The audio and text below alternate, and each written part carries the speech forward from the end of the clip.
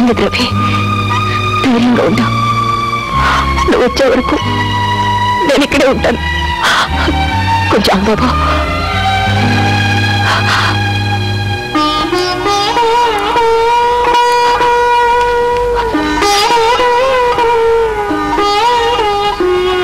అక్క, నేను తిరిగి వస్తాను.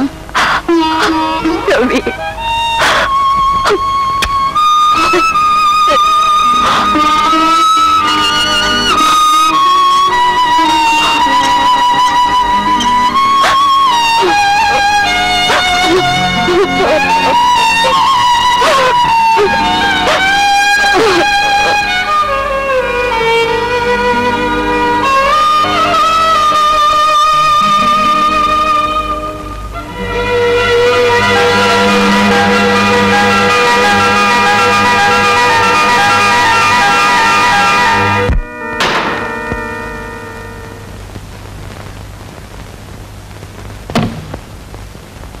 చేరా 4 రోజుల నుంచి స్కూల్కి వెళ్ళలేదట? లే, ఎందుకు వెళ్ళలేదు చెప్పరా? నిజం చెప్పు. నిన్ను ఎందుకు వెళ్ళలేదు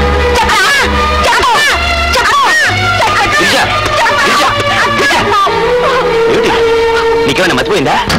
లేకపోతే చూడు మధు, వీడి మీద నిన్ను ఆశలు పెట్టుకుంటే వీడిలా తయారవుతున్నాడు.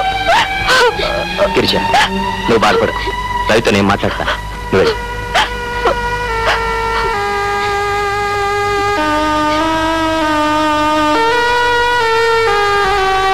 రవి, నీకు ఒంట్లో బాగుంటం లేదా? ఏమో, నాకు తెలీదు.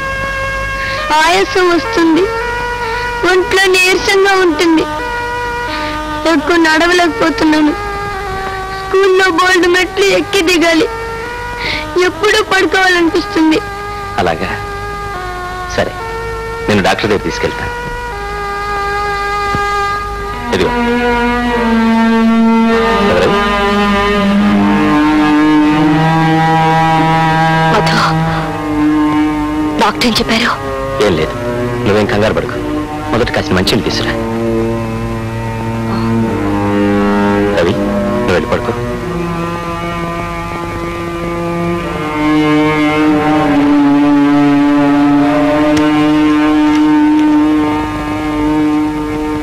గిరిజ, నువ్వు చాలా ధైర్యం కలదానివి కదూ, అందుకని దేవుడు నీకు చిన్న పరీక్ష పెట్టాడు. రవికి గుండె జబ్బు, హైదరాబాద్లో ఆపరేషన్ చేయించాలన్న డాక్టర్. ఆపరేషన్? అవును, చేయించకపోతే ప్రాణానికి ప్రమాదం అన్నాడు.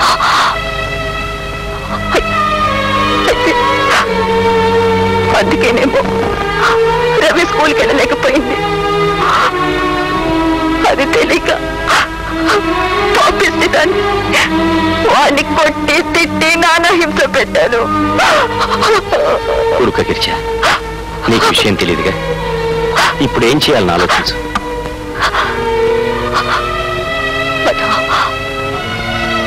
ఆపరేషన్కి ఎంత అవుతుందో? సుమారు 4,000 కావచ్చున్నాక. 4,000? అంత డబ్బు నేను ఎక్కడి నుంచి తీసుకొచ్చేది మధు? పోనీ సీతారామయ్య గారిని అడుగు, నేను కూడా అప్పటికైనా దొరుకుతాం ప్రయత్నిస్తాను.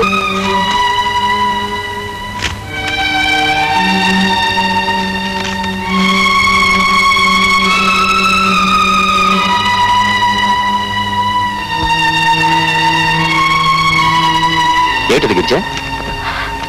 మధు, ఈ ప్రకటన చూడు.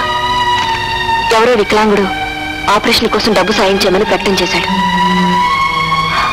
మనం కూడా ప్రకటన చేస్తే 2,000 పోగు చేశాను, ఇంకా 2,000 కావాలి. మన అదృష్టం బాగుంటే ఏ ధర్మాత్ముడికైనా దయగలగచ్చు. Try your luck, ప్రయత్నించుడు.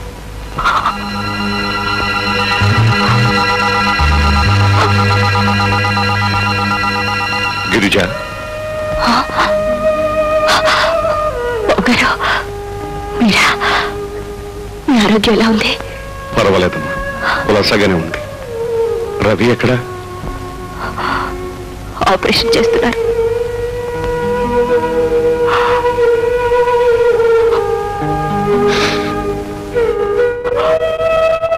బాబు గారు, మాకు ఈ ప్రపంచంలో ఎవరూ లేరు. వాడికి నేను, నాకు రవి. మీ ఇద్దరికి నేనున్నానమ్మా. ఊరుకోమ్మా, ఊరుకో. బాబు గారు, ఊరుకోమ్మా. Nurse, operation success.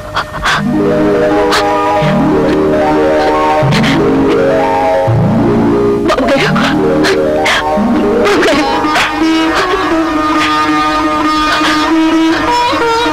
బాబు గారు, ఇప్పుడు బ్రతికింది వాడు కాదు, నేను బాబు గారు, నేను.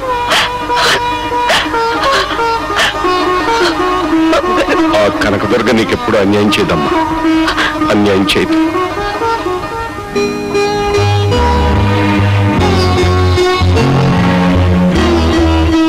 నమస్కారం బాబు గారు. నమస్కారం తాతగారు. లేవద్దు లేవద్దు, పడు.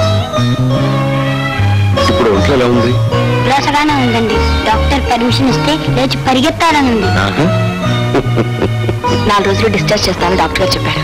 Very good. బాబు గారు, మీరు చేసిన సహాయానికి రుణం ఎలా తీర్చుకోవాలో. రుణాలు, బాకీలు, జమా ఖర్చులు అన్ని తర్వాత. ముందు ఈ 4 రోజుల్లో నువ్వు ఏమేమి చూడాలనుకున్నావన్నీ చూసే. కారు పంపిస్తాను. తాతగారు, అక్కకి ఏవి చూడాలని ఉండదు, ఒక్కతన్ని తప్ప. ఎవరతను? నా ఆపరేషన్ కి ఒక దయామయుడు 2000 రూపాయలు పంపాడు. ఆయన సాయమే చెయ్యకపోతే నాకు ఈ ఆపరేషన్ జరిగేది కాదు, నేను బ్రతికేవాడిని కాదు. అయితే ఆ దయామేని కలుసుకోవాలంటావు అంతేగా? అదెంత పని. ఆయన అడ్రస్ ఉందా? అడ్రస్ ఇవ్వలేదు బాబు గారు. డ్రాఫ్ట్ తో పాటు వ్రాసిన ఉత్తరం ఉంది.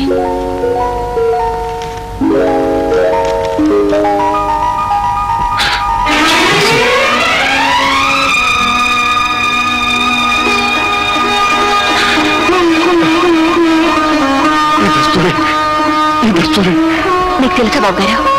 తెలియపోతే తెలుసుకుంటామమ్మా. ఊరంతా గాలించైనా సరే పట్టేస్తాను, ఏం పర్వాలేదు.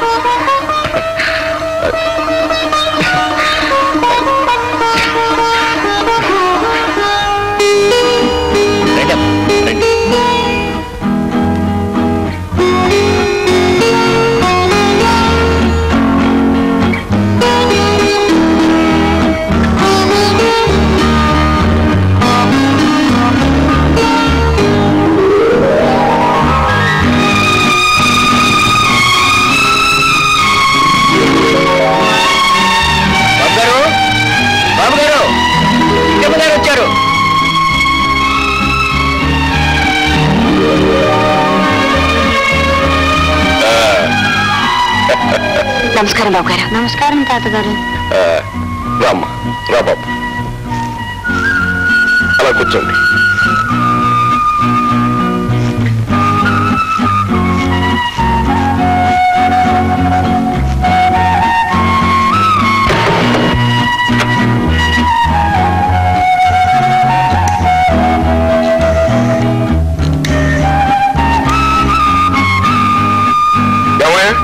ఇంకా బయలుదేరలా?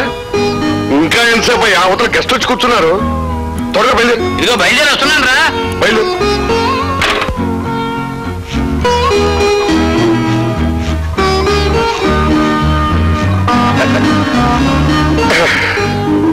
బాబు గారు, అమ్మా, చంద్రశేఖరం గారు జాడీ ఏమైనా తెలిసిందా? అదే చెప్పడం మర్చిపోయాను. తీరా విచారిస్తే అతను ఎవరో కాదు, మా దగ్గర బంధువేనమ్మా. అలాగా? తాతగారు, ఆయన ఎలా ఉంటారండి? ఆయన వయసు 50 సంవత్సరాలు ఉంటుంది. బట్టతల, ఉన్న కాసిన వెంట్రుకలకి నల్ల రంగు వేస్తాడు. పొట్ట పెట్టదే, ఎప్పుడు నల్లకొట్టు వేసుకుంటాడు. అయ్యయ్యో, నేనేదో పడుచైనా ఎర్రగా అందంగా ఉంటాడనుకున్నాను. రవి, మనకు కావాల్సిన ఆయన రూపం కాదు, గుణం. ఆయన అడ్రస్? అడ్రస్ ఎందుకు? ఇక్కడ భోజనానికి వస్తాడుగా, మనిషినే చూద్దరు గాని. ఇవాళ నిజంగా వస్తారా బాబు గారు? తప్పకుండా వస్తాడమ్మా, ఈ పాటికి వస్తూనే ఉండాలి. మీరు ఇక్కడే కూర్చోండమ్మా, నేను ఇప్పుడే వస్తాను.